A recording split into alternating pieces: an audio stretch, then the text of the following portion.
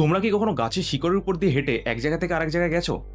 এটা শুনতে একটু অবাক লাগলে কিন্তু অবাক হওয়ার মতন কিছুই নেই। কারণ ইন্ডিয়াতে এমন একটা ব্রিজ রয়েছে যেটা কোনো হিউম্যান মেড না বা লোহা বা সিমেন্টের তৈরি নয়। সেটা পুরোটাই ন্যাচারাল গাছের শিকড় থেকে তৈরি হওয়া একটা ব্রিজ।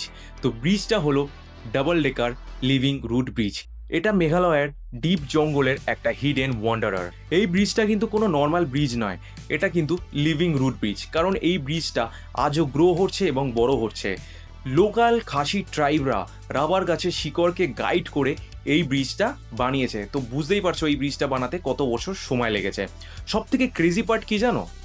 এই ব্রিজটা ডাবল লেয়ার ব্রিজ, মানে একটা ব্রিজের উপর আর একটা ব্রিজ অবস্থিত, তাই এর নাম হয়েছে double decker living root bridge. কিন্তু এই ব্রিজটা দেখাটা কিন্তু অতটাও সোজা নয়, কারণ তোমাদেরকে এখানে পৌঁছাতে হলে প্রথমে ট্রেক করতে হবে, দেন 3000+ সিঁড়ি অতিক্রম করে সেখানে পৌঁছাতে হবে। ট্রাস্ট মি, এইখানে পৌঁছানোর পর তোমরা যে ভিউটা পাবে দেখে মনে হবে যেন কোনো ফ্যান্টাসি ওয়ার্ল্ডে চলে এসছো।